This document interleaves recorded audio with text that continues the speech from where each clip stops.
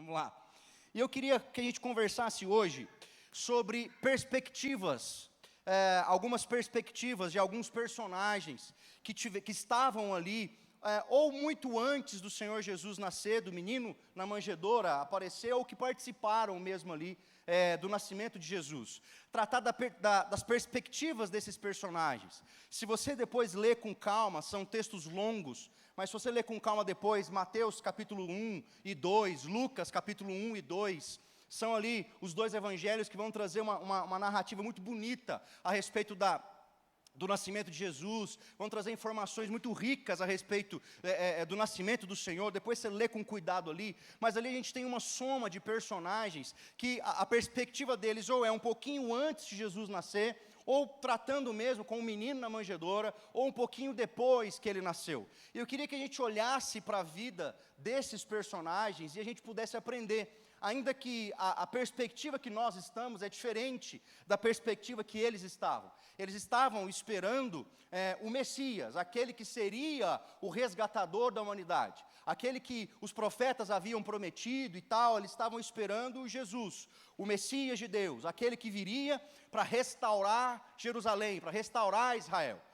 E a nossa perspectiva é diferente. Cristo já veio, Cristo já morreu, Cristo ressuscitou. A nossa perspectiva é qual? Enquanto eles esperavam o surgimento do Messias, nós estamos esperando o seu retorno, a sua volta.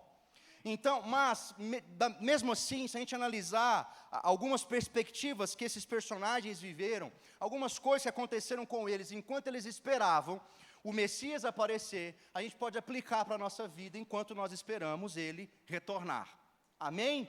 Nós não podemos viver a nossa vida, queridos, como se o retorno de Jesus fosse algo muito distante, muito longe, como uma coisa que não, isso está muito longe, a gente vai vivendo a vida e sem se importar com isso.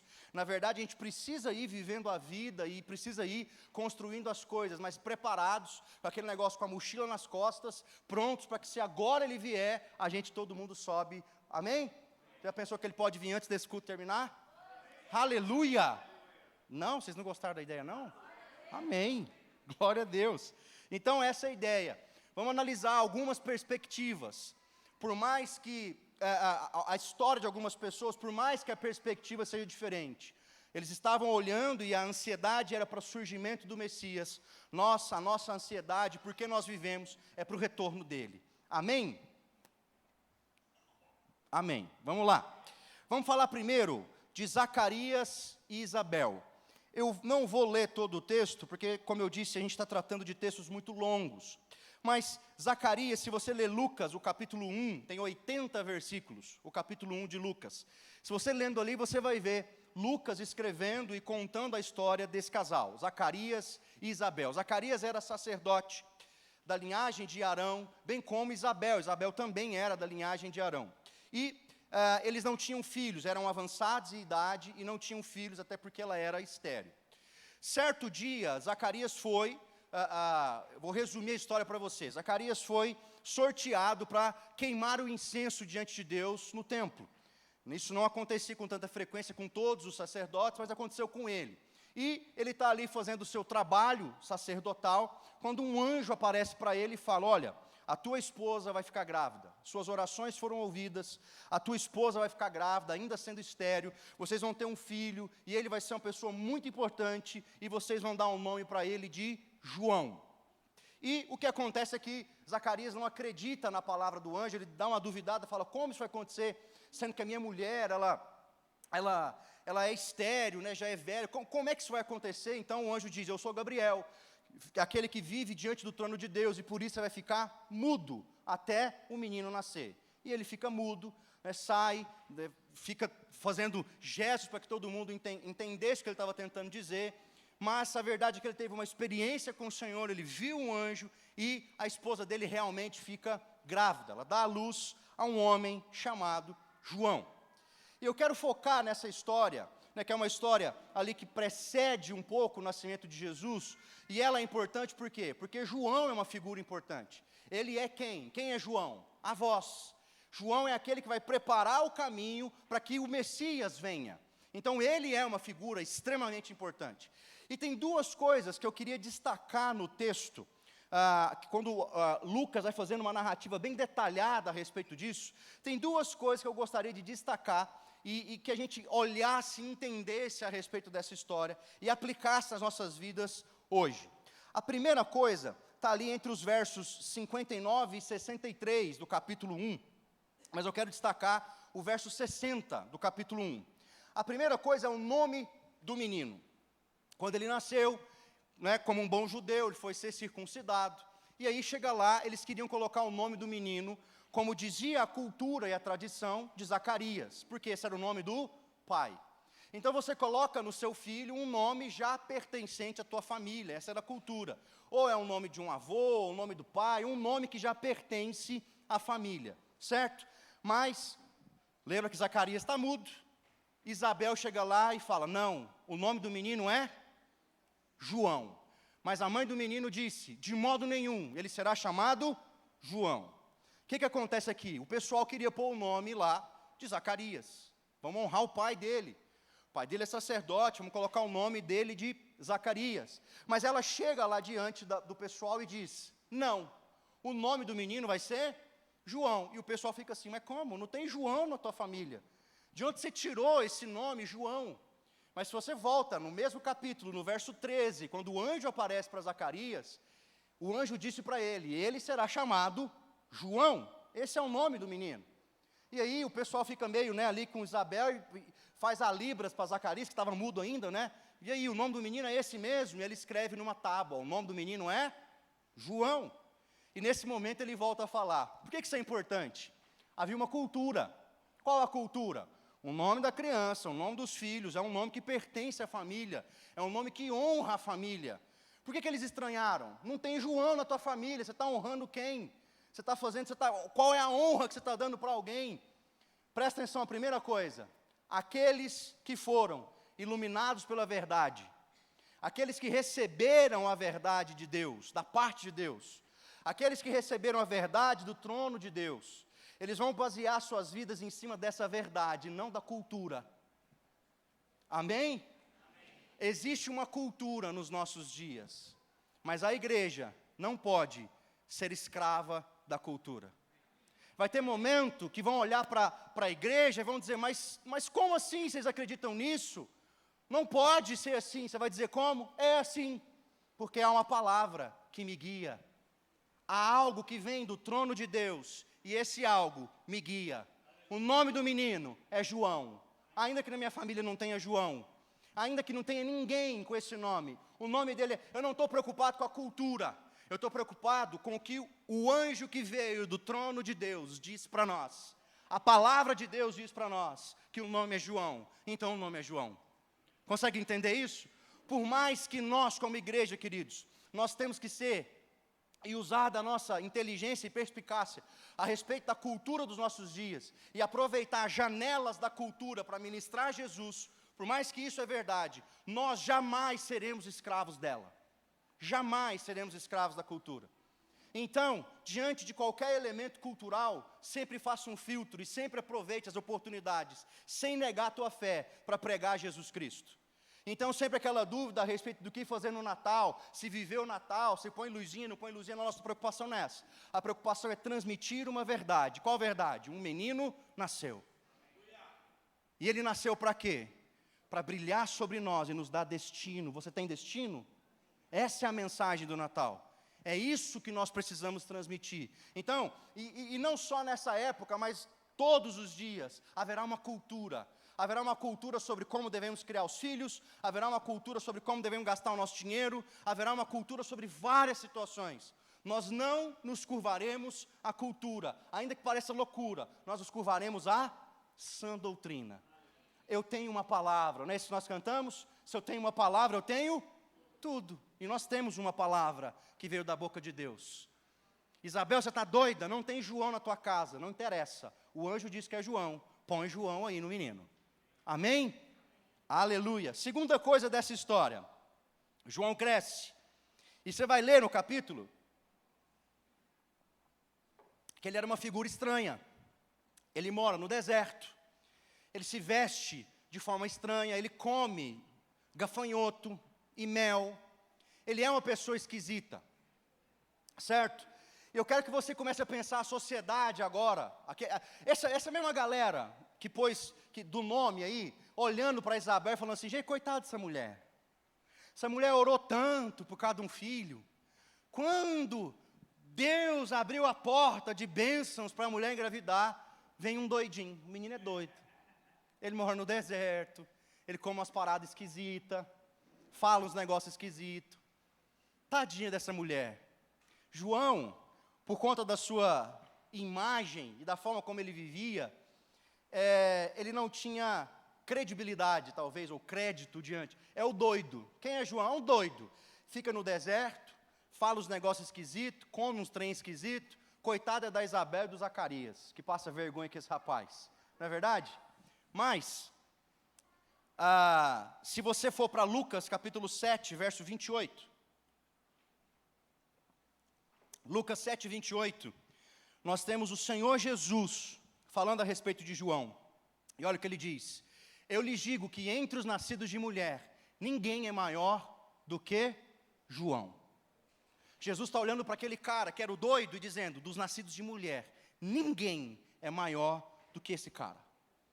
Agora, João tem a consciência de quem ele era e do que ele precisava fazer para que Cristo viesse, para que o caminho fosse preparado. Ele tinha essa consciência, ele sabia o seu lugar. Por algumas vezes você vai ler ele dizendo, olha, eu não sou o Cristo, vem alguém maior do que eu, convém que ele cresça e que eu...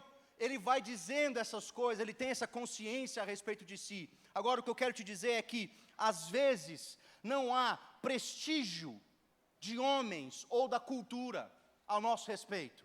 Mas se nós temos uma consciência de quem nós somos, o que importa é a palavra de Deus a respeito de nós. Cristo olha para ele e diz, não há nascido de mulher maior do que esse homem. E os homens olham para ele e falam, coitado, é doido, mora no deserto, come gafanhoto, mas o que é importante é aquilo que o Senhor diz ao nosso respeito. É o que o Senhor fala a respeito de nós e a consciência que temos de que estamos cumprindo aquilo para o qual nascemos para cumprir. João tinha essa consciência. A grande situação é que talvez não, com certeza, nós vivemos dias onde nós temos uma certa, e isso está sendo, a cultura está fazendo isso, uma certa necessidade de mostrar quem somos, o que estamos fazendo, onde estamos, o que consumimos. É uma sociedade de mostrar, e se você mostra, então você adquire status. Esse é o nosso tempo. O importante é mostrar, mostrar aquilo que eu sou, aquilo que eu tenho, o que eu estou fazendo, o que eu estou comendo, onde eu estou indo, para onde eu estou viajando. Essa é a importância. Agora, se a gente parar para se colocar no lugar, nós temos que mostrar para o mundo, através das nossas vidas, quem é Cristo em nós. É isso que é o mais importante. É isso que é realmente a única coisa que importa. Ainda que vão olhar para nós e falar, esse povo é louco. Esse povo é meio complicado, meio doido. Essa pessoa não faz os trem direito. É meio difícil a pessoa. Não. Diante do Senhor nós sabemos quem somos e o que nós precisamos fazer. Ainda que a cultura não ache isso. Ainda que o mundo não entenda isso. Ainda que seja estranho, nós nos mantemos fiéis à palavra. Amém? Você acredita nisso? Então, em primeiro lugar, a gente olhou a vida de Zacarias e de Isabel. Um casal que orou, persistiu, recebeu algo da parte de Deus e foram primordiais para que o Messias viesse. O fruto do ventre dessa mulher é um dos homens mais importantes do Novo Testamento. É alguém para quem Jesus disse que não há ninguém maior do que ele, nascido de mulher. E é um cara que contabiliza 0 milagres. Através de João, quantos milagres aconteceram? 0. Nenhum milagre aconteceu, mas ele cumpriu o que ele precisava cumprir, o que ele tinha que fazer. Amém? Apesar de uma cultura olhar para ele e dizer, esse cara é louco. Em segundo lugar, o segundo grupo de personagens aqui, nós vamos analisar agora a perspectiva própria de José e Maria. O que acontece? O mesmo anjo, e no mesmo capítulo 1 de Lucas, que aparece lá para Zacarias, aparece para Maria. Cumprimenta ela como agraciada de Deus, como uma pessoa agraciada, e de fato ela era. Por quê? Porque ela receberia no seu ventre o Filho de Deus. Então ela era de fato uma mulher agraciada. E nós vamos olhar para Maria como a mulher de Deus que ela é, e que ela precisa ser respeitada. Ela é uma mulher de Deus. Deus olhou para todas as mulheres que tinham e encontrou no coração de Maria aquilo que precisava encontrar, para dar a ela tal privilégio de dar à luz ao Filho de Deus. Então ela de fato é uma mulher agraciada, ainda que nós não olhamos e não reconhecemos nela o poder de mediadora, o poder de intercessora entre os homens e Deus. Como bem diz 2 Timóteo 2,5, há um mediador entre Deus e os homens, a saber, Jesus Cristo. Então, por mais que a gente não reconheça na figura de Maria, de maneira alguma, uma intercessora, uma mediadora entre Deus e os homens, ela não tem essa posição, mas nós precisamos olhar e reconhecer que Deus viu algo na vida dessa mulher.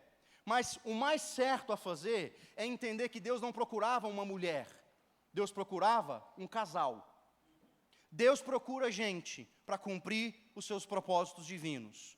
Amém? E Ele precisa encontrar essas pessoas. E uma das reflexões que nós precisamos fazer diante do menino na manjedoura, que é o que nós celebramos no Natal, é se nós estamos no lugar certo do cumprimento do propósito de Deus.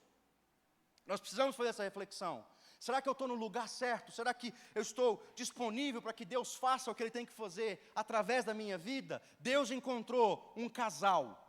Deus encontrou José e Maria. Ele não encontrou apenas Maria para fazer o que Ele tinha que fazer. Se você for comigo para Mateus agora, capítulo 1, verso 18, a gente vai ler um pouquinho a história. Mateus 1, 18, vai dizer o seguinte: ora, o nascimento de Jesus Cristo foi assim, que estando Maria, sua mãe, desposada com José, antes de se ajuntarem, achou-se ter concebido do Espírito Santo. Então José, seu marido, como era justo e não queria infamar, intentou deixá-la secretamente. O que acontece? Por mais que eles ainda não haviam se casado, a aliança era de uma proporção tal que era semelhante a um casamento. Se Maria parece grávida, e José tendo a consciência de que ele não tocou nela, então era uma quebra de aliança e o peso era o mesmo de um adultério, como se eles fossem casados. Mas o texto está dizendo que José era um homem justo. E essa palavra, no original, ela tem um significado muito amplo. Mas um dos significados é que esse justo que usou para José é alguém que tem o seu modo de pensar, sentir e agir completamente, inteiramente submetido à vontade de Deus. Então José era um homem justo. Como assim? Era um cara que pensava, que sentia e que fazia as coisas totalmente submetido à voz de Deus. Esse era José, um homem justo. Tanto que o anjo aparece para ele e diz o que acontece e ele se submete à palavra. Ele entende o que aconteceu porque ele é um homem justo. Alguém que pensa, sente e faz tudo debaixo da palavra de Deus. Então, nós precisamos ser como José. Pessoas que sentem, que pensam, que sentem e que fazem as coisas debaixo da palavra de Deus. Dessa maneira nós vamos ser assertivos. José foi extremamente assertivo. Ele criou aquele menino, ainda sabendo, eu não fiz esse menino, mas ele criou Jesus. Quer uma prova disso? Quem era da linhagem de Davi, Maria ou José? José. Maria não era da linhagem de Davi, José era. Jesus é reconhecido como da linhagem de Davi, não por causa de Maria, por causa de José. Porque ele assumiu aquela responsabilidade enquanto ele viveu. Ele assumiu aquilo. Deus não procurou uma mulher, Ele procurou um casal. Outra característica é a característica de Maria. Maria, diante do anjo, e depois de ouvir tudo, ela vai dizer o seguinte, Lucas 1,38. Disse então Maria, eis aqui a serva do Senhor, cumpra-se em mim, segundo a tua palavra. E o anjo se ausentou dela. Presta atenção, ela não era uma mulher boba. Ela sabia o quê? Eu estou noiva. Se eu apareço grávida, como é que vai ficar diante de José esse negócio? José, estou grávida. Família, pai, mãe, estou grávida. Maria do céu, o que você fez? Foi Deus. Como é que vai ficar esse negócio? Ela pergunta para o anjo, Como vai ficar esse negócio? Ela tinha a consciência do que dizia a lei. Se eu apareço grávida, o que vão pensar? Pô, vão pensar que eu traí o José. Porque José é um homem o quê? Justo. Ele não vai mentir. Ele não vai dizer que ele dormiu comigo antes do casamento. Ele é um homem justo. Então eu vou envergonhar José, vou envergonhar minha família. E segundo a lei, posso ser apedrejada por ter adulterado, por ter rompido uma aliança. Maria sabia disso. Ela sabia de todas as consequências de olhar para o anjo e falar, eu aceito a palavra. Mas o que ela disse? Verso 1, capítulo 1 de Lucas, verso 38. Cumpra-se em mim, segundo a tua palavra. Eu me curvo ao que você está dizendo, porque eu sei que vem da parte de Deus. E os pormenores? Quem vai me defender? Quem vai explicar para o José? Quem vai explicar para minha família? Como é que vai fazer para não me apedrejar? Isso Deus vai cuidar. Deus não está me dando uma palavra, não tem um anjo aqui diante de mim falando isso. Cumpra-se a tua palavra. Ainda que eu tenha muito motivo para dizer não. E é aqui que eu queria chegar. Nós precisamos ter o coração de José. Sermos pessoas justas. Consciência, sentimentos e ações submetidos à palavra de Deus. Mas também nós temos que ter o coração de Maria, que apesar dos pormenores, e apesar de ter várias desculpas plausíveis, ela podia falar assim, seu anjo, o senhor não está entendendo, vão me apedrejar. O senhor está entendendo? Que vão tacar pedra em mim até eu morrer? Ela tinha desculpas plausíveis, mas mesmo assim, cumpra-se em mim a tua palavra.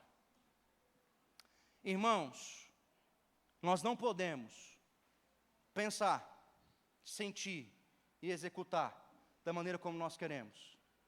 E sempre diante de algo que nós temos que fazer para o Senhor, para a obra do Senhor, nós temos um defeito que é sempre ficar olhando os pormenores.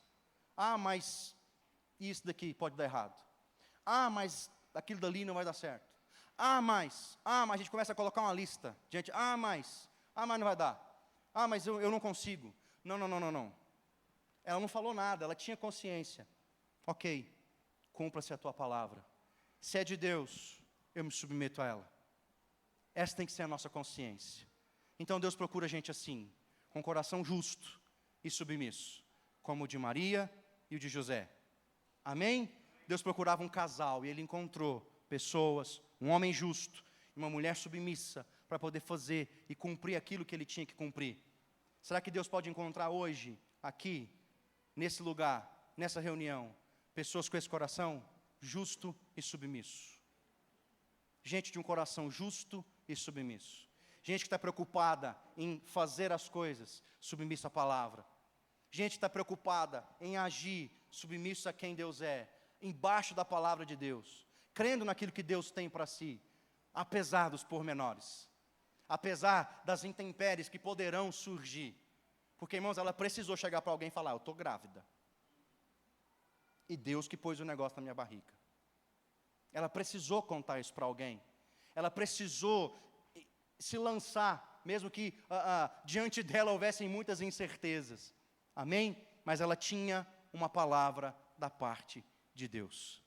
Amém? Amém. Em último lugar, Herodes é o nosso terceiro personagem. Eu queria que a gente se vacinasse nessa noite contra um negócio que eu estou chamando aqui de a síndrome de Herodes. O que acontece no texto? Vai comigo para Mateus, capítulo 2. Acompanha comigo Mateus, capítulo 2, verso 1. Em terceiro lugar, a figura de Herodes. Mateus, capítulo 2, verso 1. Tendo Jesus nascido em Belém da Judéia, em dias do rei Herodes, eis que vieram uns magos do Oriente a Jerusalém, e perguntavam, onde está o recém-nascido rei dos judeus? Porque vimos a sua estrela no Oriente, e viemos para adorá-lo. É interessante que a tradição coloca 3 reis magos, mas o texto não diz que eram 3, né? É porque são 3 presentes, parte do pressuposto que cada um deu um, então 3 magos. Mas o texto diz isso. E eles aparecem diante de Herodes, o rei daquela época. E o nome Herodes significa heróico, o herói. e havia uma palavra sobre a vida sobre o nome de Herodes, que ele era o rei dos judeus. E ele está lá, no seu trono, reinando. Então esses magos chegam e falam assim: e aí, rei, beleza? Nós viemos adorar o novo rei. O texto vai dizer, se você ler com calma, que Herodes fica maluco e deixa o povo todo maluco com ele. Por quê? Porque ele fala: eu sou o herói. Eu sou o rei. Como assim tem outro rei? Eu estou aqui, pô. Estou aqui, ó, sou eu. Como assim outro rei? E aí você vai ver, ele tenta enganar os magos, dizendo: ok, vão lá então, adorem ao rei dos judeus, e depois me volta aqui para me dizer onde ele está. Mas com qual intenção? Matar Jesus. Depois que os magos o enganaram, ele faz o quê? Baixa um decreto: todos os meninos menores que 2 anos, é para matar tudo. Irmão, você consegue pensar o terror disso? Você consegue imaginar o terror disso? Eu vou te ajudar. Pensa uma lei, baixa agora em Goiânia, que todos os meninos menores que 2 anos têm que ser mortos. E eu quero que você pense a polícia entrando nas casas, arrebentando as portas, e pegando as crianças menores que 2 anos, para matar elas. Você consegue mensurar o quão terrível isso é? Você consegue pensar nisso? Mas se você não tenha filho, mas você consegue pensar uma coisa dessa? Um inocente. Foi isso que Herodes fez. Vai lá, todos os meninos menores que 2 anos, nós vamos matá-los. Por quê? Porque quem era o rei? Eu sou o rei. Eu sou o herói. Eu sou Herodes. Queridos, nós podemos padecer da síndrome de Herodes. Eu sou o rei. Na minha vida eu dou as cartas. Eu decido. E quando uma palavra ou quando algo surge, eu mato, para que eu continue tomando as decisões e fazendo o que eu quero fazer. Então, nossa, que pesado, justo na noite de Natal. Amém, é isso mesmo. A gente tem que fazer a mesma pergunta que os magos fizeram para Herodes, só que para nós: onde está o rei? Para que possamos adorá-lo. E olhar para o trono do nosso coração e vê-lo vazio. A gente sai do trono para que Jesus ocupe aquele trono. Ele é o verdadeiro rei dos nossos corações. Então eu tenho que fazer essa pergunta hoje: onde está o rei? Para que eu possa adorá-lo. E olhar para o trono do meu coração e ver Cristo entronizado lá. Aqui está o rei, para que eu possa adorá-lo.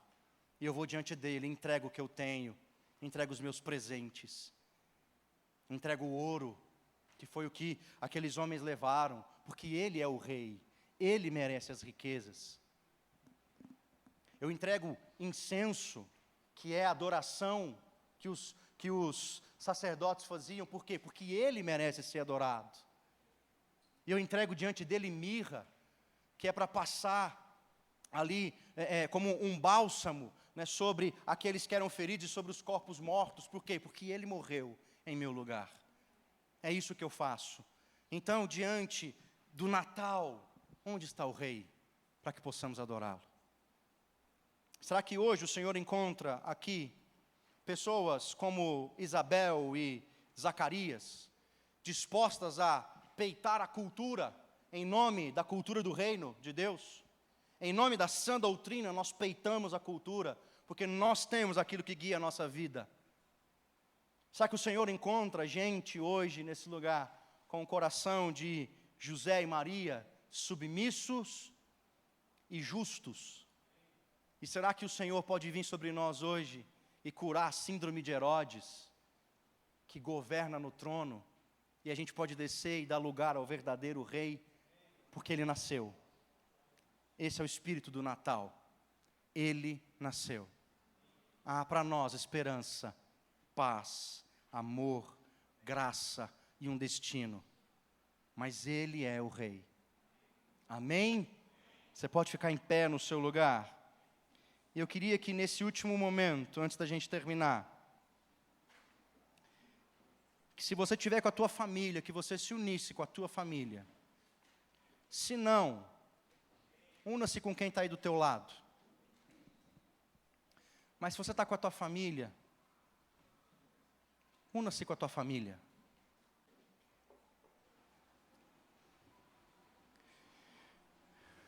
Deixa eu te dizer uma coisa, você e eu não sei vocês, mas eu participei da ceia lá. A gente ceiou, família na mesa, boa conversa, boa comida. Isso tudo é maravilhoso. Tem que acontecer todo ano. Enquanto a gente estiver aqui, faça isso. Mas jamais perca a consciência. O que a gente pode falar de espírito do Natal é a consciência da mensagem. O Senhor procura gente disposta a enfrentar o que for no mundo, pelo nome e pela palavra dEle. O Senhor procura gente justa e submissa. O Senhor procura corações onde Ele possa reinar até que Ele venha. Feliz Natal, querido. Que renasça dos nossos corações essa esperança, essa graça. E eu queria que a tua família, você orasse agora, clamando justamente isso ao Senhor. Jesus, encontra aqui na minha família, na minha casa, entre os meus. Senhor, a minha família se submeterá à tua palavra. A cultura do reino é a cultura que reina na minha casa. Ore assim. Diga: Jesus, encontra em mim, encontra aqui na minha casa gente do coração justo e submisso. E peça para que o Rei dos Reis reine no seu lar. Senhor, está aqui a tua igreja, o teu povo. Ó Deus, como nós nos alegramos nessa data e nesse momento. Como somos gratos ao Senhor pelo teu Filho amado, que nos foi dado, Jesus, como herança, e que nos foi dado, Deus, para nos dar um destino. Senhor, encontra em nós, nesse lugar e nessa noite, gente de um coração disposto, apesar, Deus, dos rumos que o mundo toma, apesar, Deus, dos rumos que a vida está levando, apesar, Deus, dos rumos e das decisões dos homens, nós estamos sóbrios diante do Senhor. Nós temos uma palavra, Deus, e apesar que isso pareça, Deus, loucura, nós nos guiamos e nos mantemos fiéis a esta palavra. Encontre em nós, Senhor, esse coração. Encontre em nós, Deus, a disposição de viver a cultura do teu reino. Gente que vai se posicionar, que vai ficar de pé.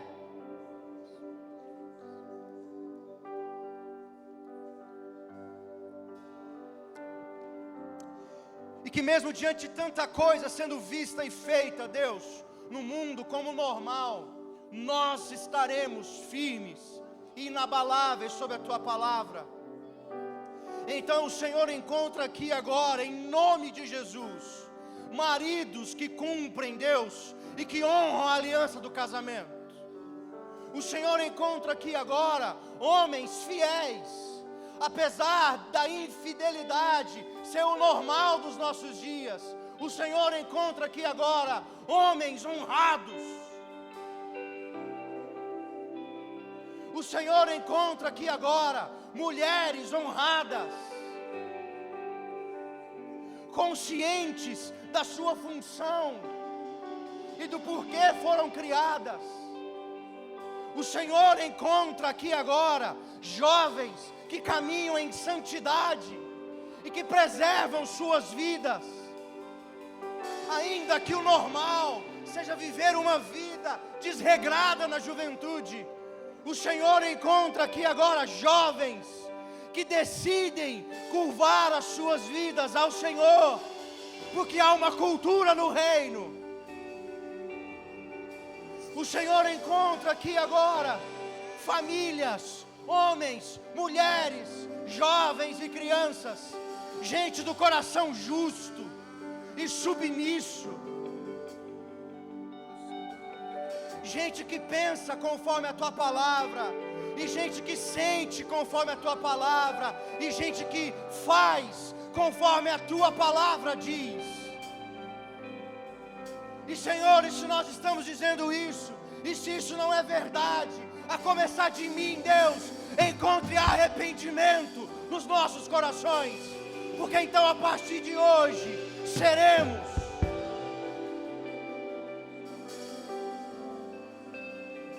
o Senhor encontra nesse lugar gente curada da síndrome que havia sobre Herodes. Nós não somos heróis,